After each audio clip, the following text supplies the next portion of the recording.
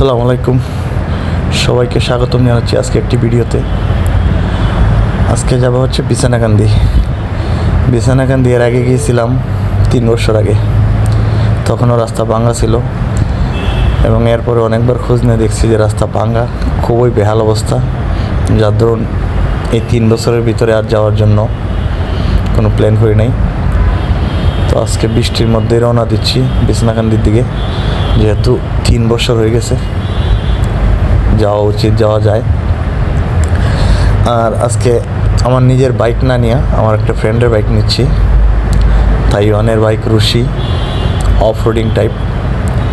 ওই of road bike হিসাবে বাইকটা নিচ্ছি, যাতে ওইদিকের বাঙ্গা রাস্তায় ভালো সাপোর্ট পাই। তো সিলেট সুবানীঘাট থেকে আমরা দুজন রওনা দিলাম, শাহিদগাঁ ক্রস করতেছি এখন। শাহিদগাঁ থেকে চৌকি দেখি পাম্প হয়ে তারপর আমরা এয়ারপোর্ট রোডে যাব।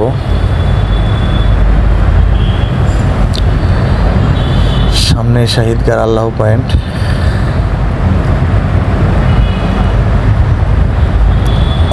মন নিলাম আমরা সাপ্লাই রোডে, চলে আসলাম চৌকি দেখি পাম্পে। তো এই বাইকের ফুয়েল ক্যাপাসিটি হচ্ছে 7.5 লিটার, ট্যাঙ্কি খুবই ছোটো, 7.5 লিটার ফুয়েল ধরে এটাতে। ফুয়েল নিয়ে চলে আসলাম বোলাগঞ্জ রোডে, এয়ারপোর্টের পিছনে যে বোলাগঞ্জ রোডে। এই রোডে উড়া মাত্রই দুই পাশে সবুজ বন টিলা দেখতে পাওয়া যায়। ওরে গরু! সামনে একটা চায়ের দোকান আছে কাকুয়ার পারে, খুব ভালো দুধের চা মিলে এবং চায়ের মধ্যে চাল ভাজা দেয়, যেটাকে সিলেটি ভাষায় বলে করে গুঁড়া। ওই চাল ভাজা দিয়ে চা খাইতে খুব মজা লাগে।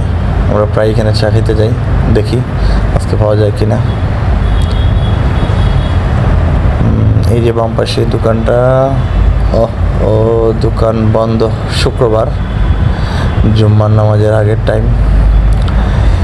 এয়ারপোর্টের এই রাস্তাটার ডান পাশ দিয়া চা বাগানের লোকরা ফ্রেশ সবজি এবং ফল ফলাদি নিয়ে বসে। ওই যে ডান পাশে বিকালবেলা এখানে প্রচুর ফল এবং সবজি নিয়ে বসে। বাম পাশে এয়ারপোর্ট, সিলেট এয়ারপোর্ট। চা হয়তো সামনে কোথাও খাবো। আমরা যাব শালটিকর, গোলাগঞ্জের এই রাস্তা ধরে। শালটিকর থেকে ডান পাশে হচ্ছে গিয়ে বিছানাকান্দি রাস্তা। 3 বছর আগে দেখছিলাম অনেক বাঙ্গা, জানি না এখন কী অবস্থা, দেখা যাক। হয়তো বিছনাকান্দি পর্যন্ত একটা ভিডিওতে আমি সম্পূর্ণ দেখাইতে পারবো না, বোঝাতে পারবো না, এই জন্য হয়তো 2টা ভিডিও করা লাগবে, 2টা পর্ব। চলে আসলাম শালটিকর বাজার পাড়িয়া, শুরু আমাদের অফরোডিং। বাঙ্গা রাস্তার উপর দিয়ে পানি এখনও যাচ্ছে। বন্যার সময় এইসব রাস্তা সম্পূর্ণ ডুবা ছিল, প্রচুর পানি ছিল এদিকে এবং ইট সোলিং করা। দেখা যাক। বাইক ঠিক আছে, এই রাস্তার জন্য পারফেক্ট বাইক, এই জন্য আজকে এই বাইকটা নিছি। আমার সিপি হর্নেট নিয়েও যাইতে পারতাম, কিন্তু বাইকটা চালানোর ইচ্ছা ছিল অফরোডিং রাস্তায়, যেহেতু অফরোড বাইক। কি ফ্রেশ পানি, একদম পরিষ্কার।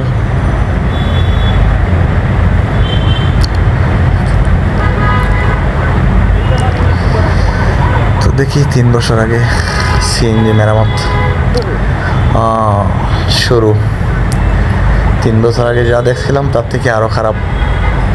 এখন পর্যন্ত এই রাস্তার কাজ হয় নাই, আর কাজ হয় না বলেই বিছনাকান্দি এখন খুবই অবহেলিত একটা টুরিস্ট স্পটটা অনেক সুন্দর।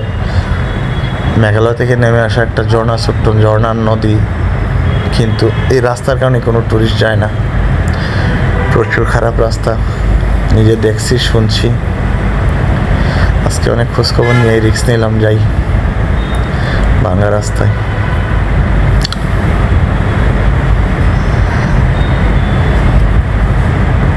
আমরা হয়তো এখন আছি হচ্ছে গিয়া তুয়াক্কুল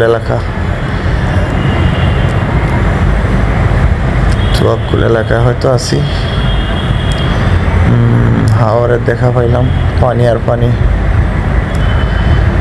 রাস্তা একটু পরপরই ভাঙ্গা।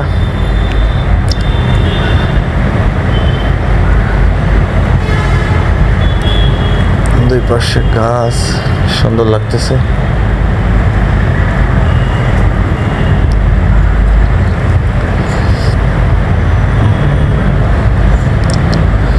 আবারও ভাঙ্গা,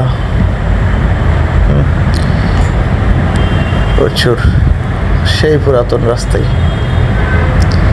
কিছুই হয় না, আরো ভাঙছে বেশি করে।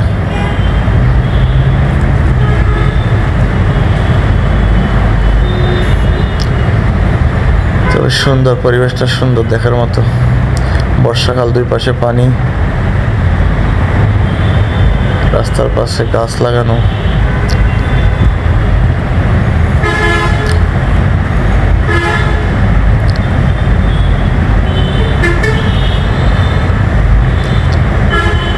প্রচুর প্রচুর ভাঙ্গা, ইট সোলিং ভাঙ্গা, ঢালাই নাই, পিচ নাই।